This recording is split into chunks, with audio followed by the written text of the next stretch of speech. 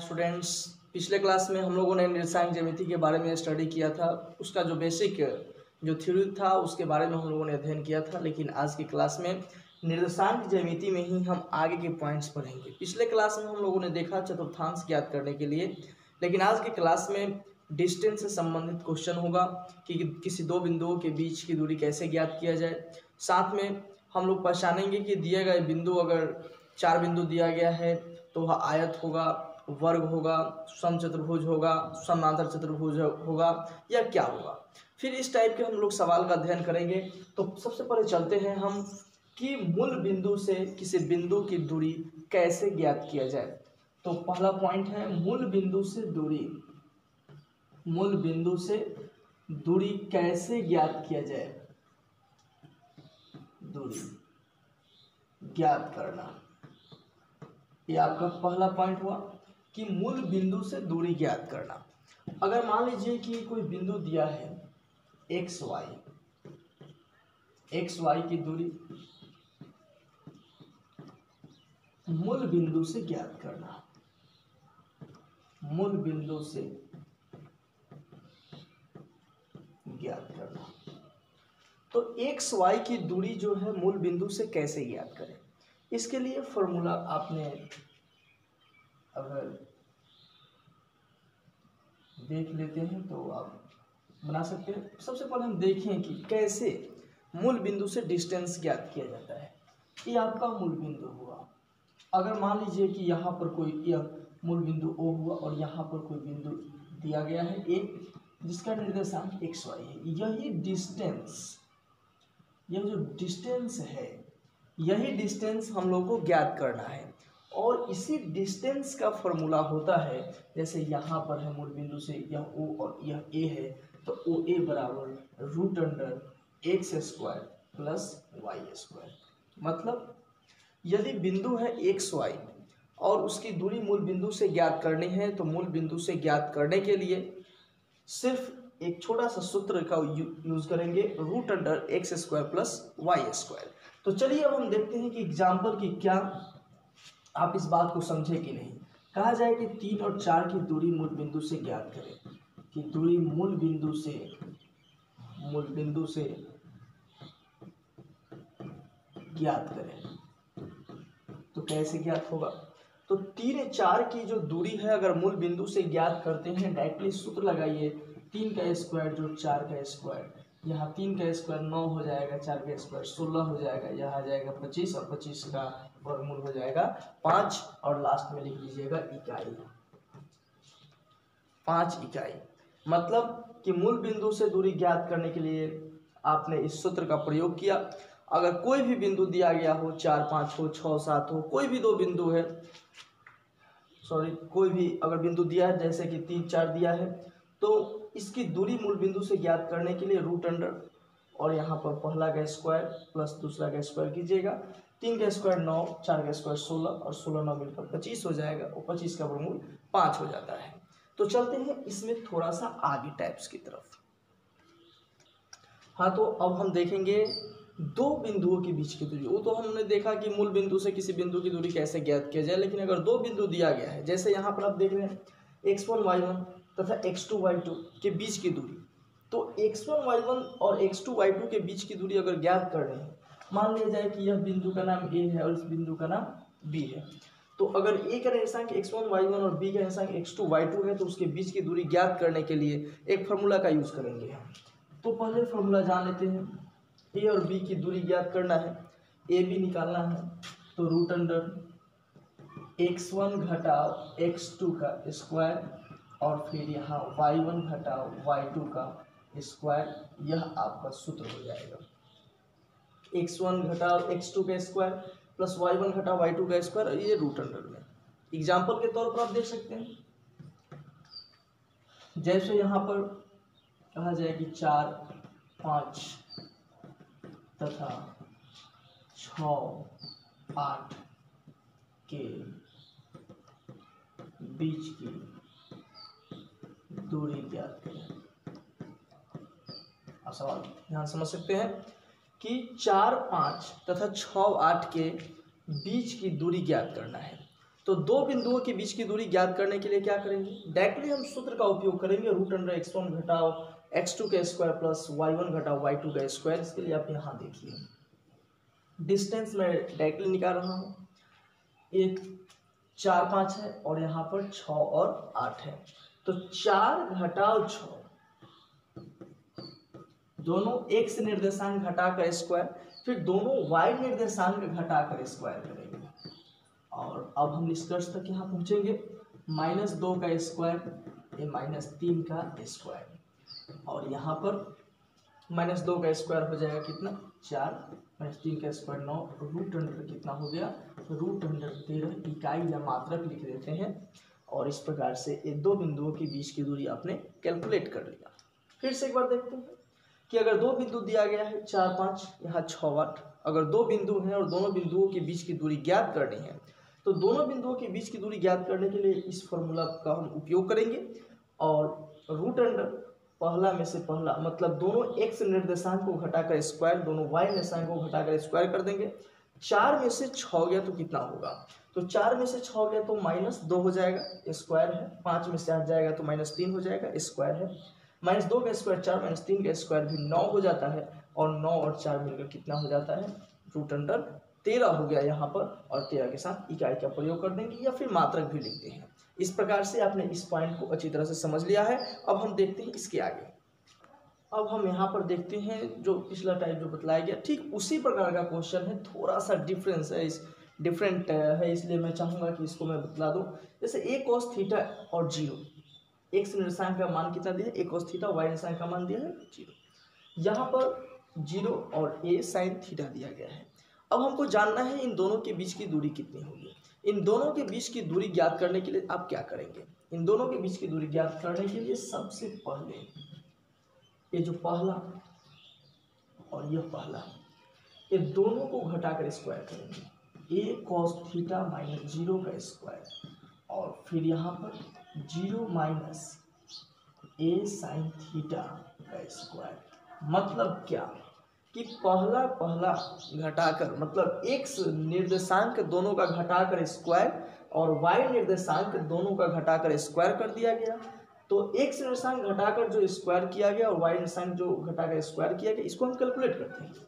अब यहाँ से जो है a cos थीटा में से अगर 0 जाएगा तो क्या होगा, a cos थीटा में से अगर 0 जाता है तो हो जाता है a cos थीटा ही रह जाएगा और यहाँ पे स्क्वायर है। ठीक उसी प्रकार 0 में से -a sin थीटा जाएगा तो -a sin थीटा हो जाएगा, स्क्वायर के रूप में ही रह जाएगा।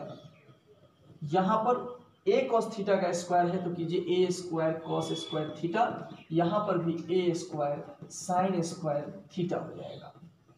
और इन दोनों में आप देख रहे हैं कि a स्क्वायर कॉमन निकल रहा है, a स्क्वायर आप कॉमन निकाल दीजिए, यहाँ बचेगा cos स्क्वायर थीटा और यहाँ पर बचेगा sin स्क्वायर थीटा।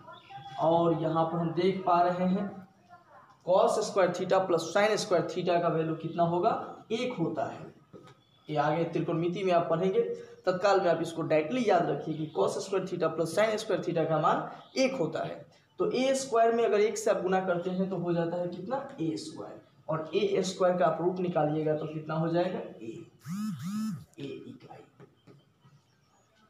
आपका आंसर आ गया।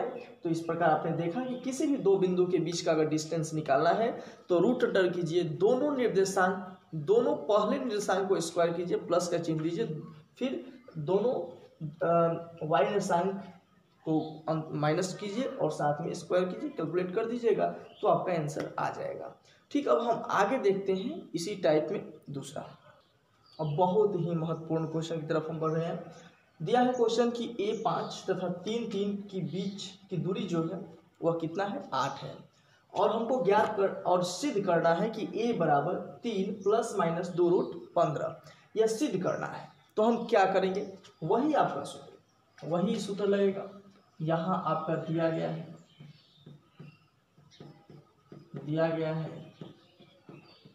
कि a, मान लिया गया यहाँ कि यह बिंदु a है, a5 तथा b33 के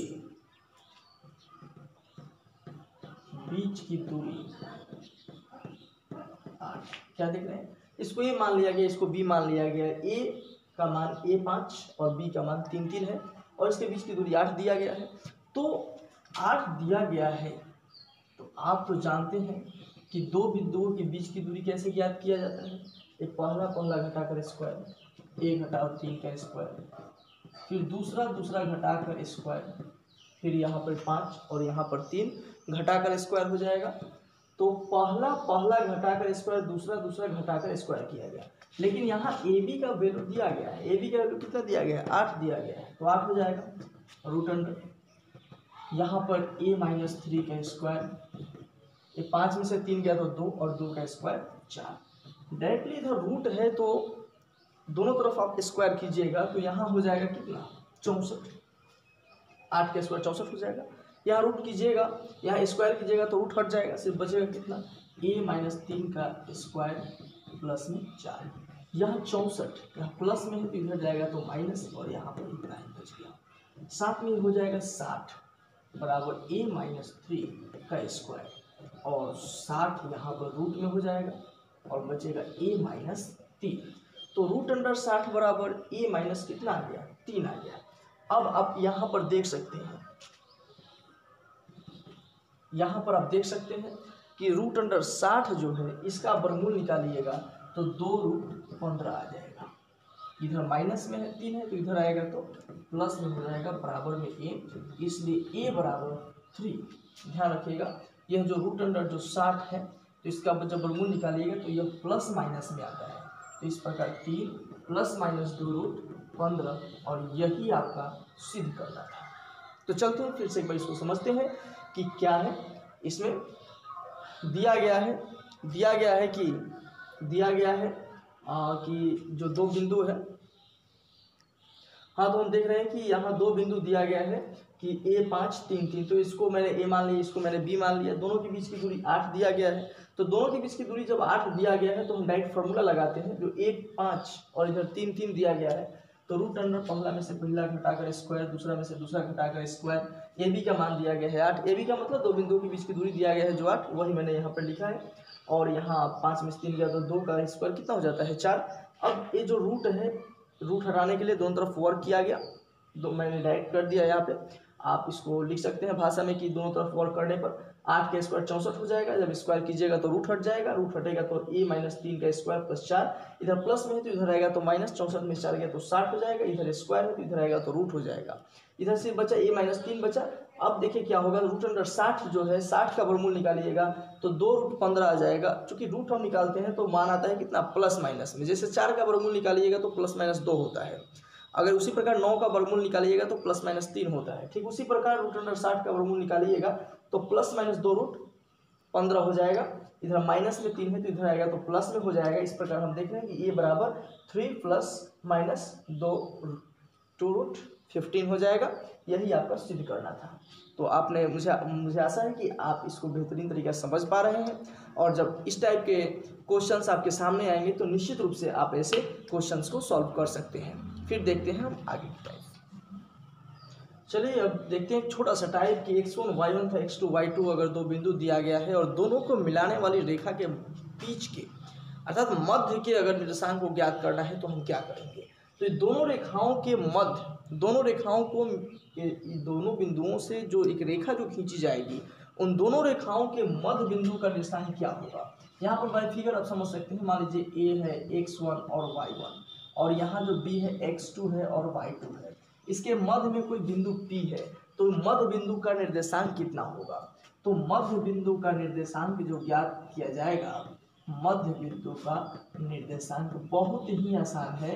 जैसे यहाँ पर x1 x2 बटा में 2 हो जाएगा, ये y1 y2 प्लस में और बटा में 2 हो जाएगा। एग्जाम्पल के लिए अगर दिया गया है 4 6 तथा 2 8 के मध्य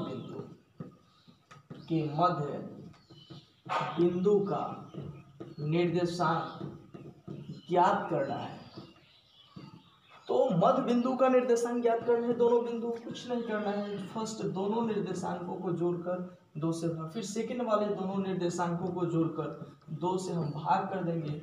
यह हो जाएगा कितना 6 और 6 में 2 से भाग दिया जाएगा तो 3, यह हो जाएगा 14, 14 में 2 से भाग दिया जाएगा तो 7, और इस प्रकार से आप इस टाइप को बना लेते हैं।